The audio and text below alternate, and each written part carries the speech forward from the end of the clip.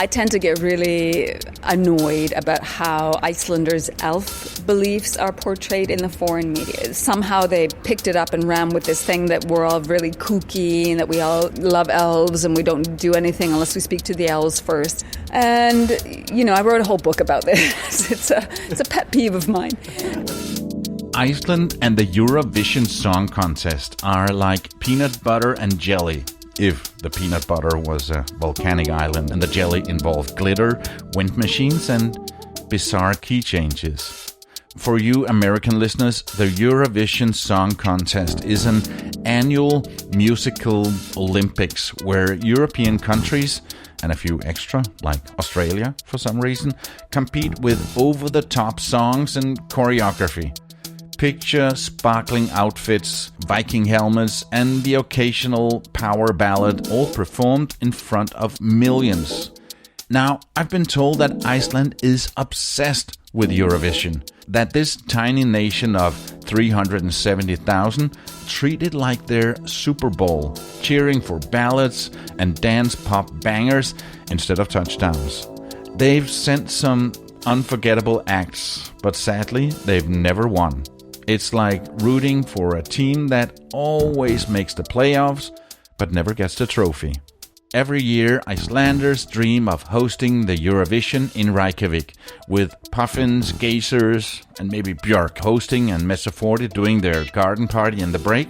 But for now, it's all about cheering, laughing, and hoping for that surprising win. I was there the day before the big show, and I had to ask Helga and Asbjørn if what I heard about the obsession was true. And well, not in this household. Is it tomorrow night? I didn't even know. Sorry. I don't know nothing about that. Really? Yeah, no, you're not talking to the right people, yes. But I know that many really love Eurovision. Yeah. I thought it was weekend after. I don't know. Yeah. Oh my God. I said that my daughter had told me that it was this week when I was there. Helga said I thought it was next week, and I just assumed that it was because she didn't know any better. But actually, it turned out that she was right and I was wrong. I found out when I spoke to Alda the next day. And what do? I throw my daughter under the bus. Have a listen. Eurovision's not tonight. It's next week. Oh, my daughter told me. So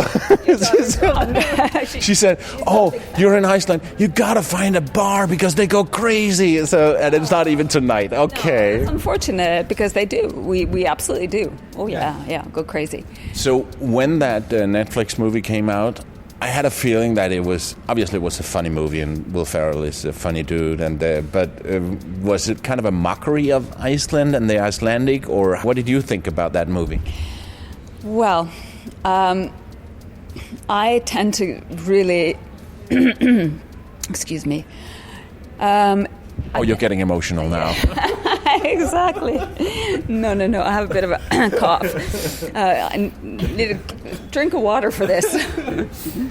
We'll be right back. Ever book a trip and then 2 days later you see a way better deal? Yeah. Happens all the time. The worst. Exactly. Hotels25.com can solve that problem for us. They say it's, the answer to finding the absolute best deals on hotels, flights, the whole shebang. Yeah, I mean, who hasn't spent hours bouncing between Expedia, Kayak, all those sites? It's exhausting. Totally. So hotels25.com, they're this super powered search engine.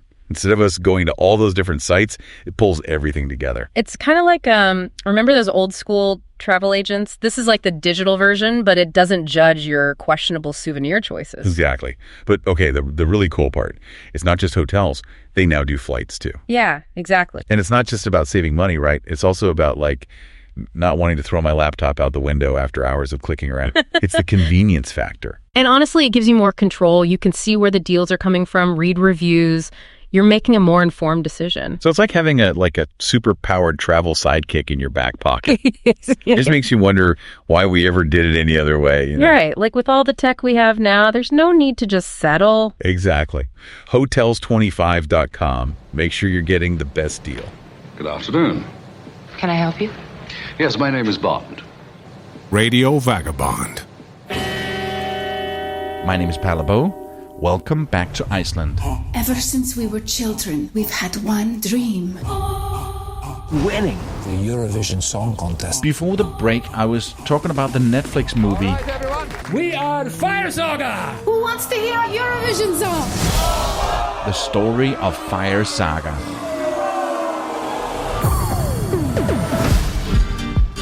Officially, Fire Saga will be representing Iceland at Eurovision this year. I hate them. If you've seen it, you'll know just how deep Iceland's Eurovision passion runs. But we have no choice. So we're in. Yep. Will Ferrell and Rachel McAdams brought Iceland's quirky love for this contest to life with hilarious accuracy, even if some parts are exaggerated. And a worldwide audience of 180 million. This is Eurovision. I tend to get really annoyed about how Icelanders' elf beliefs are portrayed in the foreign media, for example, because somehow they picked it up and ran with this thing that we're all really kooky and that we all, love elves and we don't do anything unless we speak to the elves first. And all of it is a big, it's been misconstrued, let's put it that way. And I wrote a whole book about this. It's a pet peeve of mine. Because for us, the elf belief has a much more deeper significance. So to have it sort of turned around and bastardized in a way is not very nice. So when I heard about this movie and I heard that, they do this kind of offering to the elves or whatever, I thought, I'm never going to watch that movie, ever. Oh, no. And then it just happened to be on TV one night. And I had the TV on and I started like, okay, let's see what they do here. But I won't tell anyone that I saw it. No, the funny thing was I watched the whole thing and I thought it was hilarious. I really did. So, I mean, I think it was, quote unquote, respectful. Like it wasn't the kind of that I expected it to be, which was, this sort of American version of, oh yeah, look at those cute, kooky Icelanders with their elf beliefs kind of thing. A lot of it was actually just really funny, so I liked it. Okay, how about the Eurovision song now? No! All right, fair enough. So, Alda wasn't expecting to like it, but she did. I also asked Helga and Asbjørn if they had seen it. No. Nope. Oh, come on. I know this song. But you've heard about it? You've heard about it, right? Yes, I've heard about that, but I've not seen it.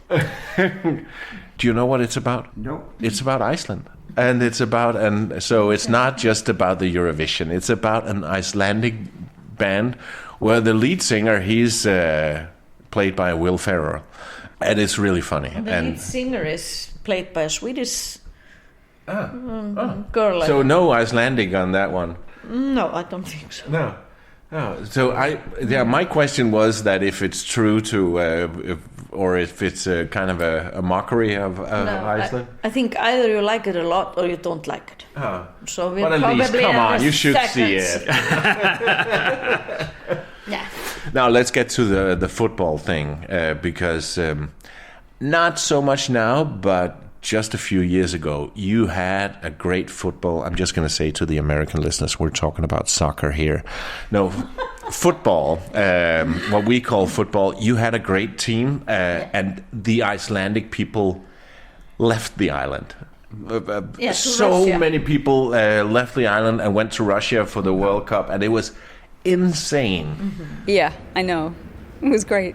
Yeah, it was really exactly. great. And it was actually in 2016 as well. They got into playoffs. So one of them was the World Championships. The other one was the European Championships. I'll never know which one. I don't actually follow football, soccer, unless Iceland is doing very well. Yeah, Iceland at the FIFA World Cup in Russia was a story for the ages.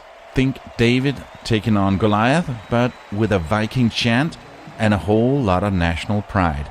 It was in 2018 that this tiny nation, with a population, again, of just around 370,000 people, did the unthinkable.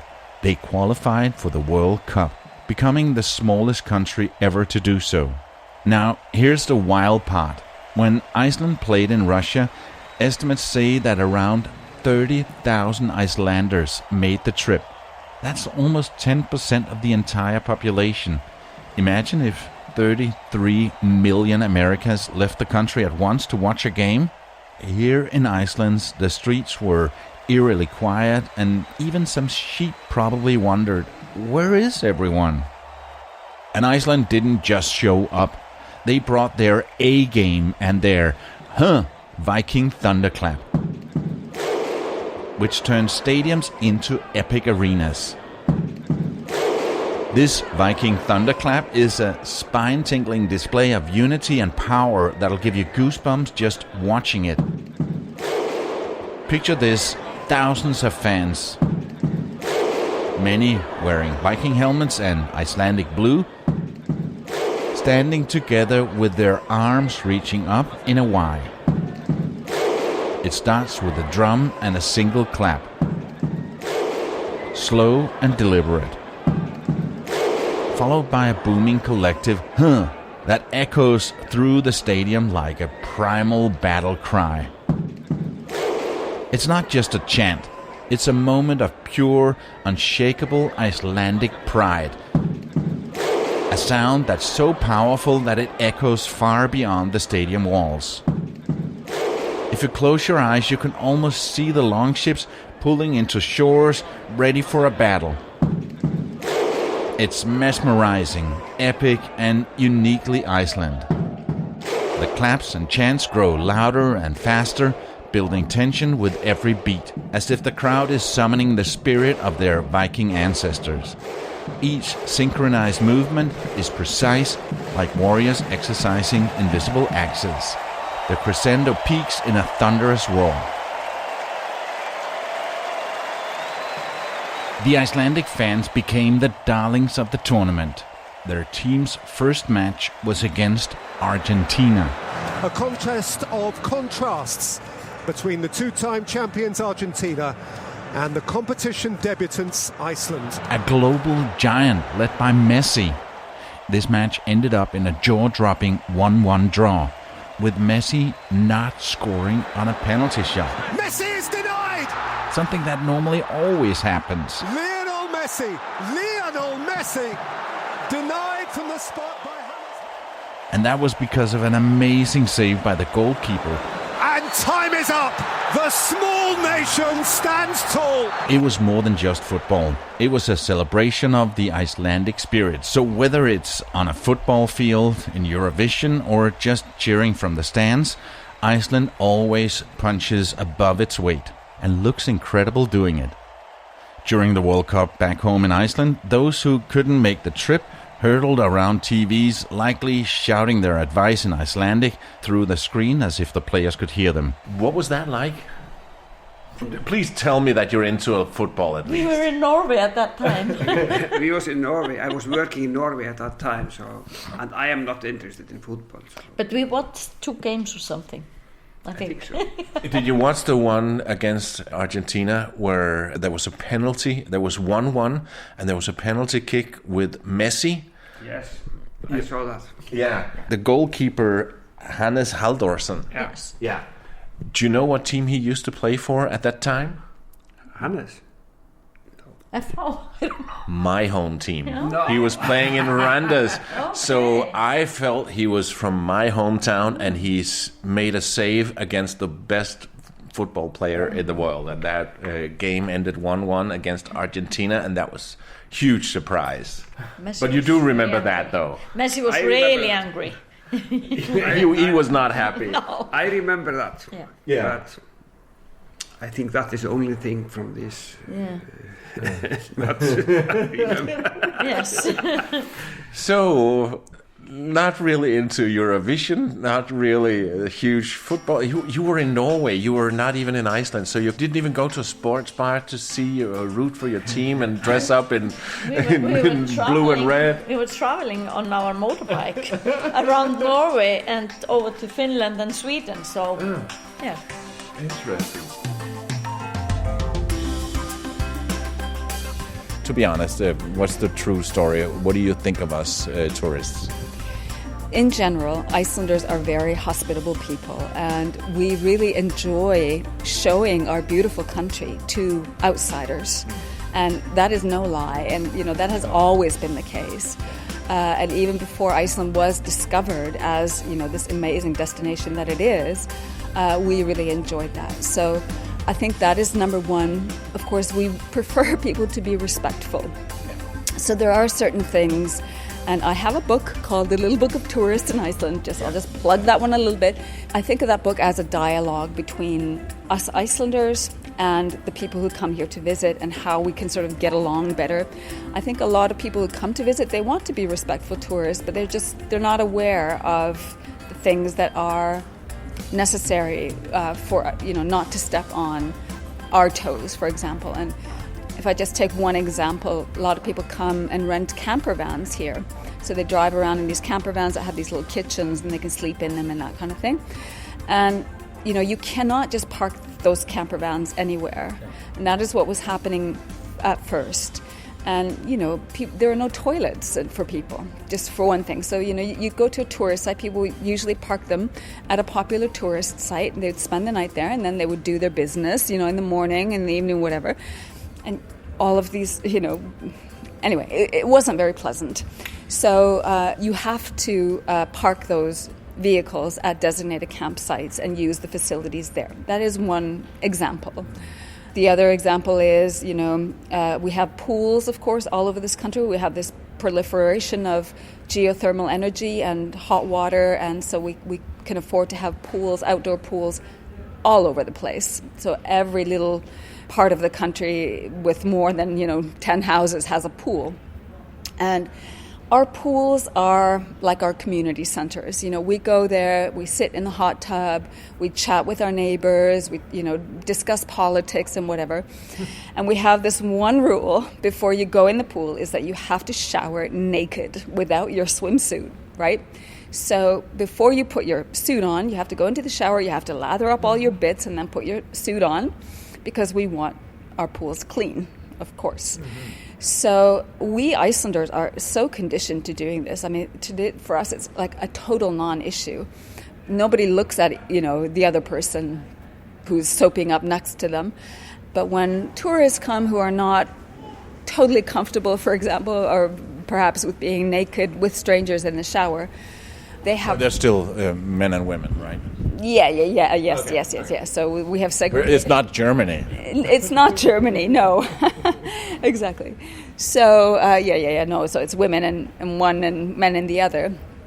But you got to do it, you got to do it. And if you don't, the Icelanders will remind you. And they actually have shower police that go, and if they see you in some of the bigger pools, certainly, if they see you not washing properly, they will go and tell you, take your swimsuit off and wash properly. Yeah. We've talked a lot about the difficult Icelandic language, so I thought I'd teach you the 4 most important things to be able to say in Icelandic.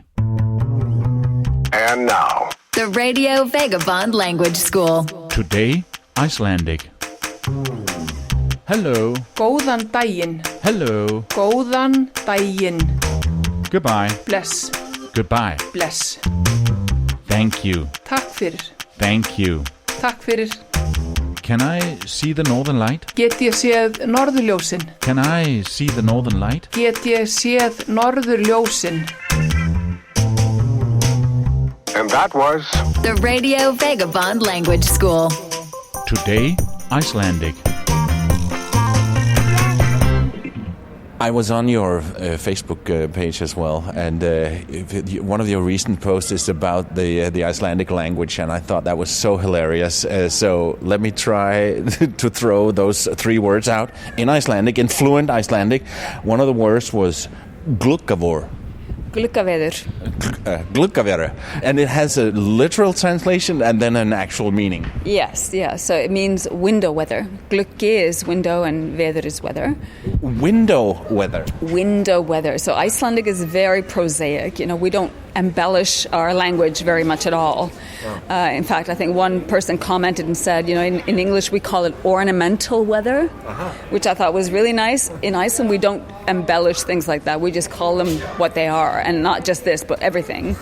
So window weather, and what it means is weather that looks great from your window. So when you're inside, and it's sunny, it looks beautiful, and then you go outside and it's absolutely freezing. So I'm going to adapt that because I think it makes so much more sense than the two next ones. Raskat. Yeah, raskat is means asshole. That's the literal. That's the literal translation. And people use it as an endearment for children. I don't know. Don't ask me why. I don't know how it happened, but yeah.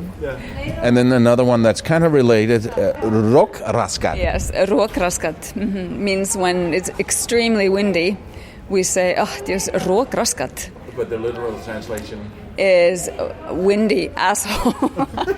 Windy asshole. Oh my God.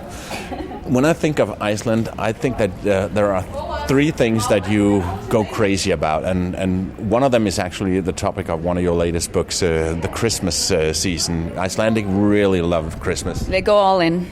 And starting in September, October? No. Well, I mean, if you go to IKEA, they'll start it in October. But in the official start here is the Advent, so 4 Sundays before Christmas Eve is, when things really heat up around here in Christmas preparations, and people haul out their ornaments, and they go all in. Do they decorate their houses with a lot of lights? A lot of lights, for sure. Some people go like really crazy American style lights, but mostly it's, very tasteful and whatnot. People put lights on their bushes and this kind of thing, and of course in the windows, and it really, really helps us light up that time of year because, of course, that is the darkest time of year for us. And we only have maybe 3.5 hours of daylight here in the capital. So it's very, very nice to be able to do that. Coming up later in this episode. One little hidden gem that not many people know about. It's only for the listeners and me. What would that one thing be that you would point out that people should go and see? I will never tell. We'll be right back. I'm sorry. First, a few words about what I do when I'm not doing the Radio Vagabond. This is a guy who's been crafting compelling audio for decades. Decades, yeah. Yeah. And he's worked with Lego. Like, come on, that's got to be a story in itself. It really is. You don't just stumble into working with a brand like Lego. Right. It's not like they just hand out those gigs. It really makes you wonder what stories are still waiting to be told. And how can we learn from pioneers like Palebo to make sure those stories are heard? So, for anyone listening who's feeling that same spark, maybe it's time to dust off that podcast idea you've been sitting on. Or, if you've already got a podcast but you're looking to level up, really take it to the next level. Drop me a line and let's get started. This is the Radio Vagabond podcast. Get ready to groan, giggle, or roll your eyes. It's time for Dad Jokes of the Week. Oh no, here we go again. It's time for a joke that's barely a win from Palebo, so it's gonna be bleak. It's time for Dad Jokes of the Week. Icelanders don't believe in elves. They negotiate with them. In Iceland, your name doesn't tell you who you are. It tells you who to blame. Not funny. The Icelandic ash cloud taught us 2 things. Planes can't handle volcanic dust, and no one can say Eyjafjallajökull. Don't quit your day job, Dad. Icelandic elves are invisible. They live in rocks and cause chaos. Basically, they're just introverted teenagers. Maybe try just saying nothing. Did you really think we'd laugh? I told my GPS to avoid toll roads in Iceland. Instead, it said, avoid troll roads. Somebody call security. I ordered a beer in Iceland, and the bartender asked me if I wanted to finance it over 12 months. Not funny. The midnight sun in Iceland is like your chatty friend. It just doesn't know when to leave. That joke belongs in time out.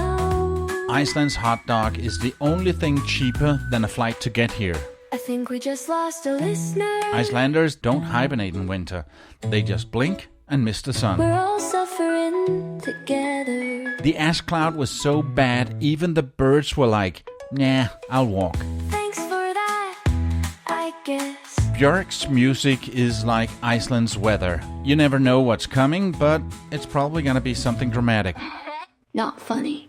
Iceland has no mosquitoes, proving once and for all it's closer to heaven than we thought. We survive another miss. Icelanders didn't hate Fire Saga. They just hated how much of it was true. Dad jokes, why are they here? Do you remember the latest episode here from Iceland, where I met some students dressed up asking me to twerk or a piggyback ride? Previously on the Radio Vagabond. What can I do to help you? Give us a piggyback ride? Or you can give us your Snapchat. Or twerk with us if you want. What? Twerk with us. Twerk. Like Shaking your ass. I do the piggyback. Piggyback, I'm not okay. a big twerker. Yesterday when I was walking around Reykjavik, there were a lot of young graduates dressed up and coming up to me and asking me for a piggyback ride or something like that. And I felt like that's kind of part of a ritual around graduation. Yeah, I don't think actually it's graduation. I think it's the second, like the penultimate year. So this is the second last year for graduation. I may be getting this wrong because I didn't actually grow up here and I didn't go through the school system here. But I know what you mean. Every May they dress up in costumes and each class has their own costumes and they actually put a lot into these costumes. You know, they'll dress up as bumblebees or whatever, you know. Yeah, I had some dressed up in striped clothes as escaped prisoners. Ah, okay. That shouldn't be too hard. But yeah, so they have this weekend where they dress up like this, and I think they may have some challenges, like what you say, you know, go to a stranger. I could choose, do you want to give me a piggyback ride or do you want to twerk? Okay. I chose the piggyback ride. You did, okay. Okay, interesting, yeah. I've never been approached. No. All the years I've lived here, I've never been approached. But you do look Icelandic, and actually so do I, because so many times when I come into a shop, people just speak Icelandic to me because I don't look like a foreigner. Ah, really? Okay. That makes sense. Yeah. The final thing I want to ask you, because obviously you can look up in a tourist book on what to see here, and you should absolutely read your book about tourism. I so wanted to read it before I got here.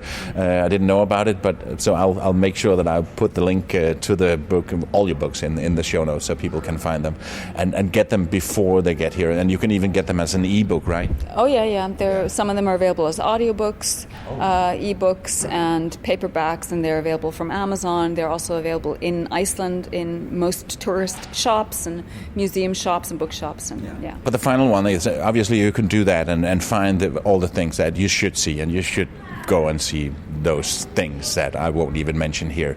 But if you should choose one little hidden gem that not many people know about, it's only for the listeners and me, what would that one thing be that you would point out that people should go and see?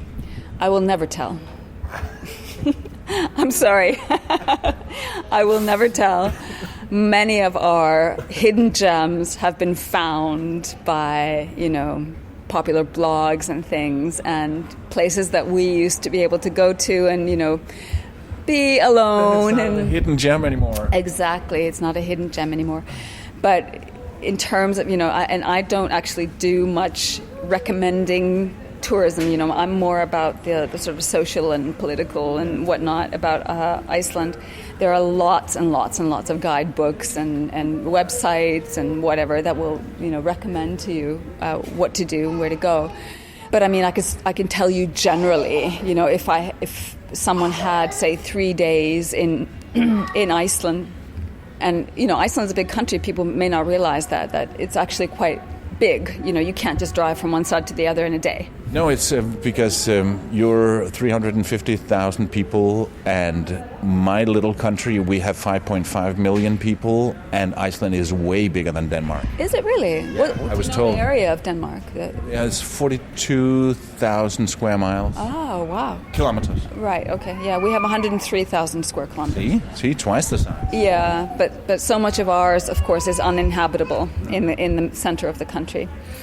But let's say people have 3 days here. I would definitely recommend the Snæfellsnes Peninsula. So that is the peninsula that is just north of the peninsula where the airport is. That area has so many exceptional sites, and it's a little bit of all of Iceland is in that peninsula.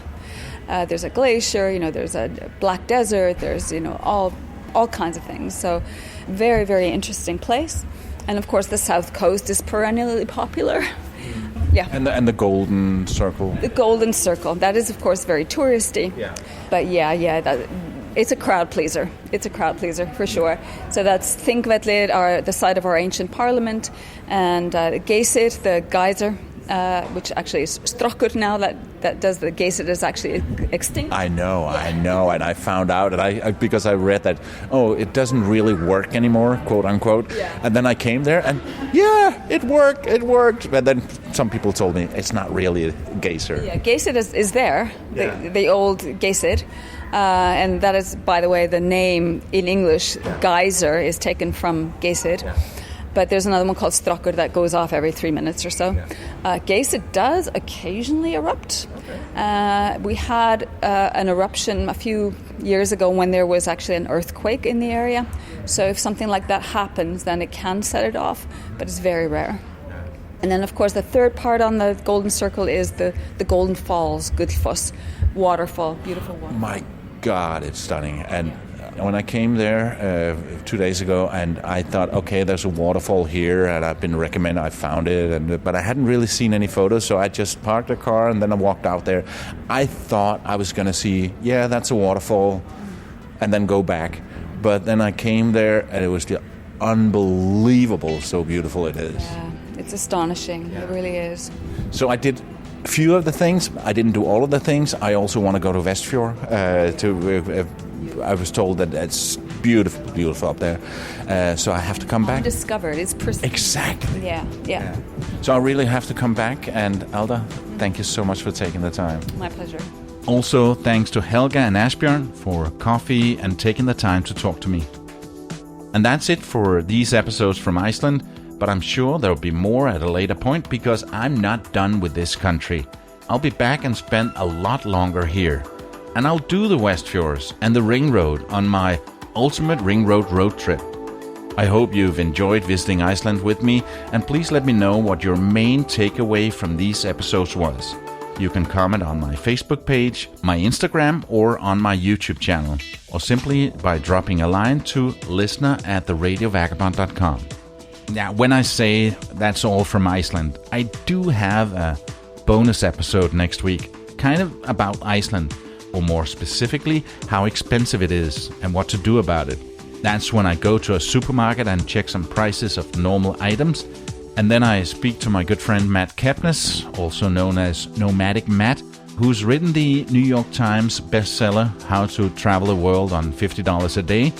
That was published in 2013. And now, 11 years later, he's done a new version that he calls How to Travel the World on $75 a Day. Yeah, inflation, you know. I've been reading an advanced copy of this new book, and it's almost 100% rewritten. It'll be out in March, so I thought it would be a good opportunity to have Matt back on the show for the third time to talk about travel, the book, and specifically about how it's possible to travel in an expensive country like Iceland on $75 a day. And is it even possible? I'm sure that Matt has a ton of tricks up his sleeve.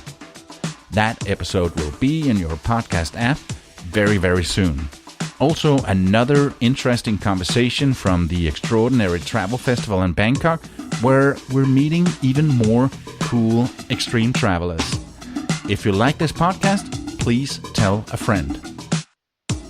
My name is Palabo, and I gotta keep moving. See ya. Radio Vagabond. Produced by RadioGuru.co.uk.